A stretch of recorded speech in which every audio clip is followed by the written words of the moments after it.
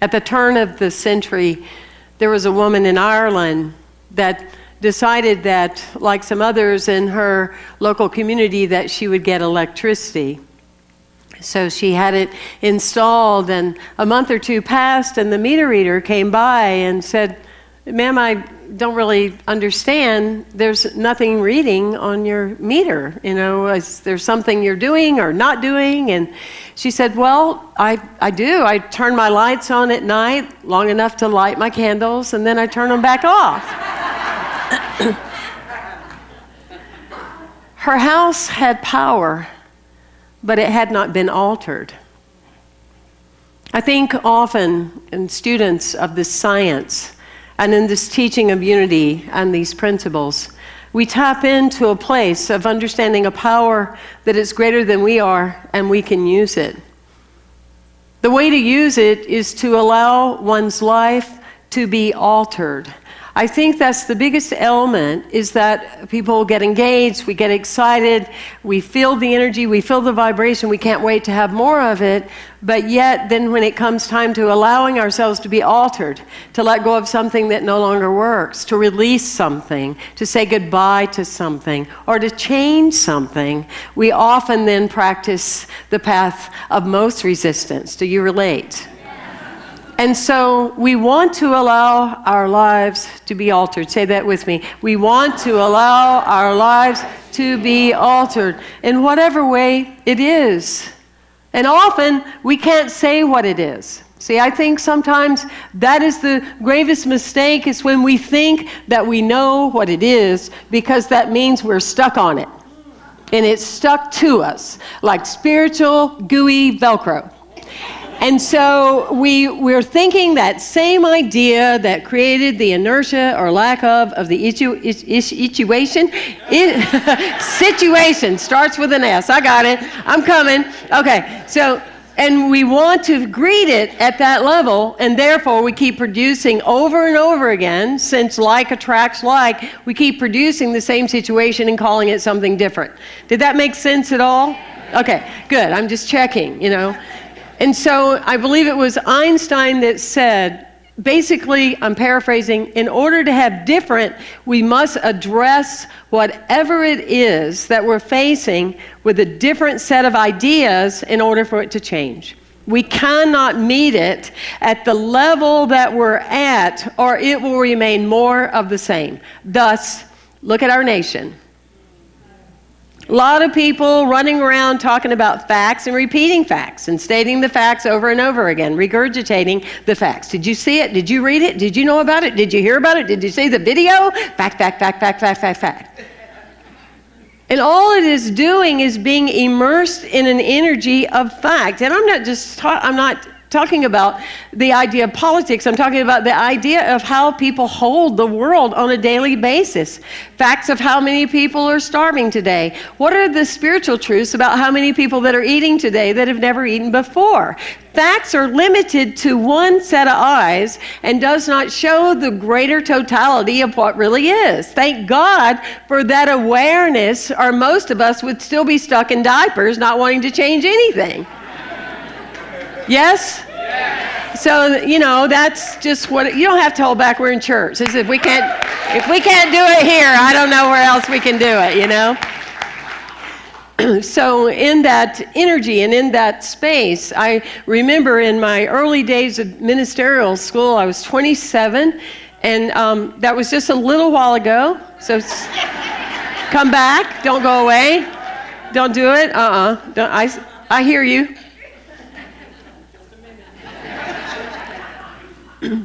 The most important thing we learned is that if we identified God with a bunch of facts that we had learned that were false to our innate nature, we needed to shift that.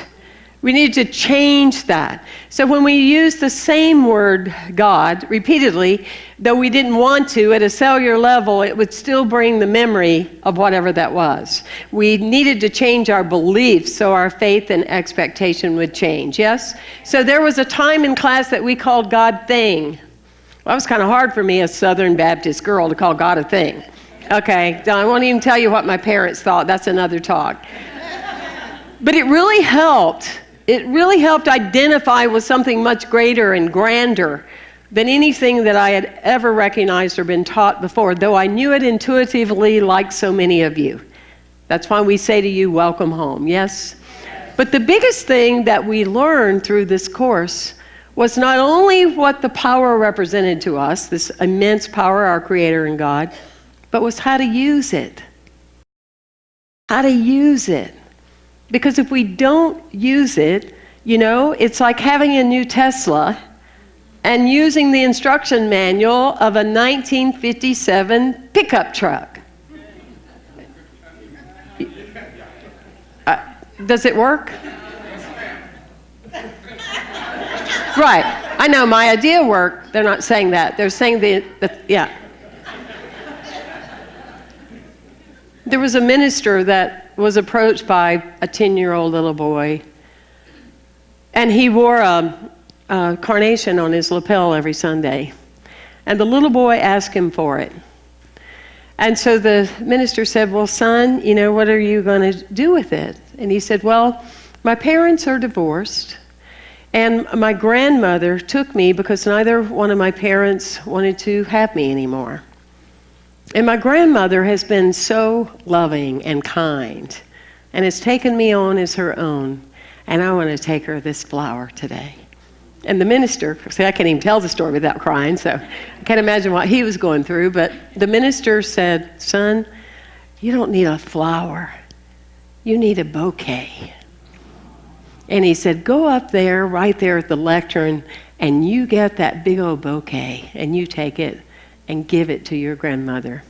So the little boy with a big smile looks at his minister and says, what a day! I asked for a flower, and I got a bouquet. What a day. What a day. What a day.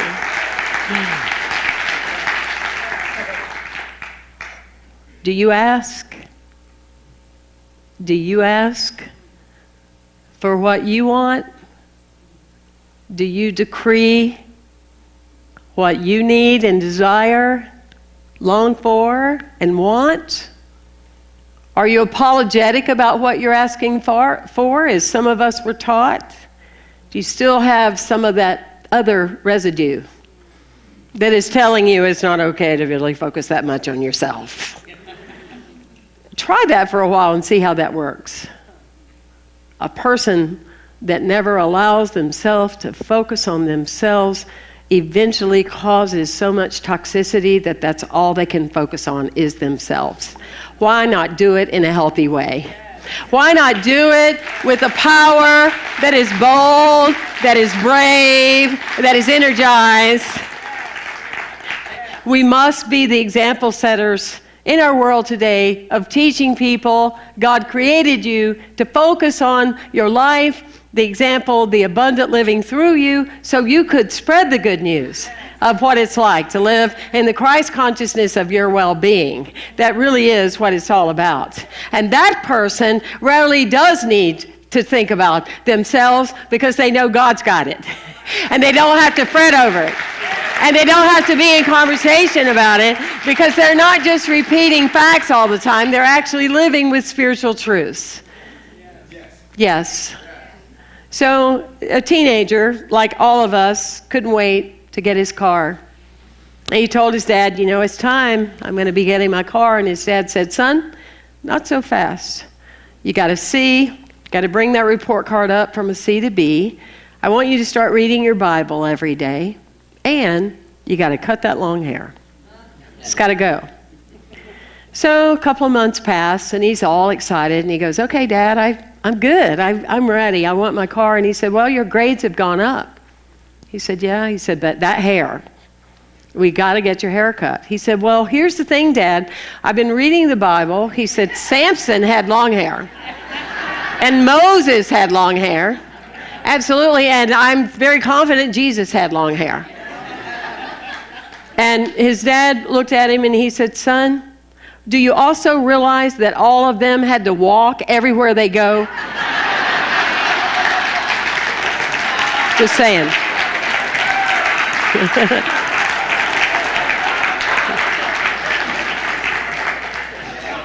And see, that's the part when we talk about the power of being connected, is that we want to release the capacity of needing to be argumentative.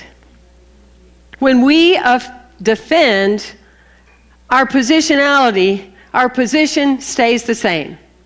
As Emmett Curtis Hopkins would say, what is it that this situation is giving you? How many of you have a situation right now? Everybody does if you're breathing, right? But it's okay. I didn't, I get it. Just do your hand this way so you don't have to.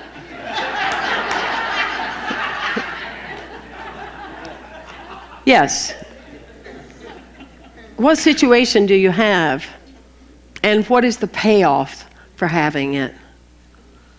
There's a payoff for having it. And what is it?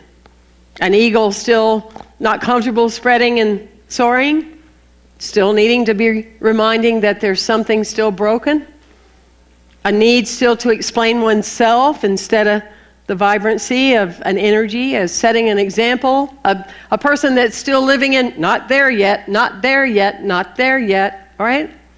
So what is that? We want to be mindful when something's told new, when we grasp a new concept, or we're stirring with the ancient concepts that we're looking at from different angles. We want to watch when we're being argumentative about it. They say the only person that welcomes change is a baby. I know, it grows on you after a while. But what is that? I had to change that, you see. I had to start affirming, I love change. I love change. It's exciting. It's the mystery. I don't know what's going to happen, and that's so great because it means I'm not in charge. I never was anyway. It was an illusion, right? I let go of that. I allow it to change. A king was extremely happy about one of his servants. And he said, go out there in the property, and he said, mark the area that you want, and I'll give it to you. So the servant goes out with his staff, and he draws a circle around himself. And the king said, is that all you want? You want what's within the circle? He said, oh no, I want everything outside of the circle. I want everything outside of the circle.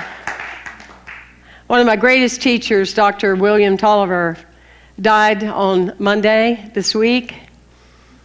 What a life-changing essence, what he gave me and what he brought me. And when someone that we love dies, we look at those elements deep in the deep waters of ourselves and how we can keep them living through us and through our energy. More than anything he taught me, and it was a lot. I'm going to do a talk sometime on the things he taught me, if you would like that. He taught me about the law of expectation. That I always find myself getting what I expected or did not expect.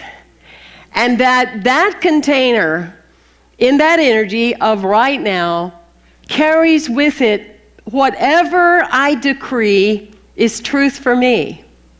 He taught me to be expansive of that, you see, and to live from a place that life is brand new right now. I don't have to be that story. Our story describes us, but it does not have to define us. Many people let their story define them over and over and over again. When right now, we really don't know in the waters of life what could be possible. And if we're not mindful, we just repeat and attract what we did before. The person that says, 10 years ago, I was really looking for someone to be in love with me, and it didn't work out. I'm going to just sit here by myself and then die. It's so hard. I love pets. I love this one. I love pets. I won't let myself have them. My last one died 40 years ago. I can't do that to myself anymore. Don't we get it? We do it to ourselves over and over and over. Resentment, resents over and over again. Wow. Dr. Emoto, a lot of people feel he's one of their heroes and what he taught us and the power. And he showed us the power of our minds, the power of our thoughts. He showed us under a, whatever it is. Thank you. I love interaction. Microscope. He showed us that you can say words like hate and kill and have mean vibrations of energy of being against something, and that water will change. The crystals of the water will change. And you can take that same water and think about love and possibilities and openness and welcoming, and that water will change. It will change. That's exactly what we're doing today at 4 o'clock. Across from Dolphin Village on St. Pete Beach, there's a public parking for the beach. Myself and Kim Cincio. Kim, would you stand? Thank you. She's a dolphin and mammal communicator, and we're going to be there, and we're going to pray into an affirmative expectation of where we anticipate in our own consciousness awareness where we want our world to be, in a place of peace. We're going out to the waters to bring that energy in and hold those prayers, and we would love to have you join us today. It would be awesome. For those of you that want that metaphysical identification, there's a story in the Bible about the disciples. They've been out with a couple of boats. They've been fishing all night long, and they didn't catch anything. We've all been there. Nothing happened. And so they just gave up, walked away, and Jesus came out and started talking to the crowds and looked at the disciples and said, here's what I want you to do. I want you to take the boats back out, and I want you to cast your net. And Simon Peter looked at him like to say, really? I mean, can you imagine? You know, you want me to do what? Again? Just did that. Been there, done that, didn't get anything. But all of a sudden they agreed, and they go out over the water, they cast their net. They have so much fish. They have to bring in other helpers to help load all the ones that they caught. We are asked often to go into the deeper waters, though we might assume that we have done it before. We might feel like we gave it our best shot then, and then we did. But there's something calling us now to go deeper into what is possible. We feel inconvenienced, but if we can remain non-argumentative and allow ourselves to go deeper and allow ourselves to take someone else's wisdom to say, push me a little further. If you don't have friends in your life that push you, you need to get some. You understand that? Because a true friend will look you in the eyes and tell you things that may not be all fluffy and cute, but they'll tell you the truth. And they will grow you in that awareness. Yes. We're not a place of complacency. Here at our campus, we are one that is keenly aware we're working with a law of life and a law of growth. Yes. There's a story about an elderly man that goes to the doctor, and he's having hearing problems. And the doctor orders him and gets him fitted. And he said, how can you hear? And he says, I hear 100%. Hear really well. So 3 months later, he comes in for his checkup. And the doctor said, how's it going? He goes, oh, it's so different. I love it. It's wonderful. And he said, well, I bet your family appreciates it. And he said, I didn't tell them.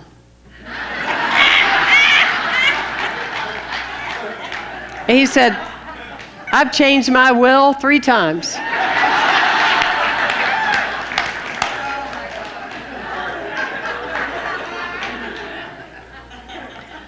You have that capacity to listen, to hear the inner calling that is reaching you in the depth of your being. You want to let people know that you have heard the grace before you. You want to let people know by shining your light that you understand this principle-based life that is unwavering, that is unlimited, that is possible for you. Be from a place of expectation and allow life to be transformed right before your very eyes. Thank you for coming. Thank you. Thank you. Thank you. Thank you.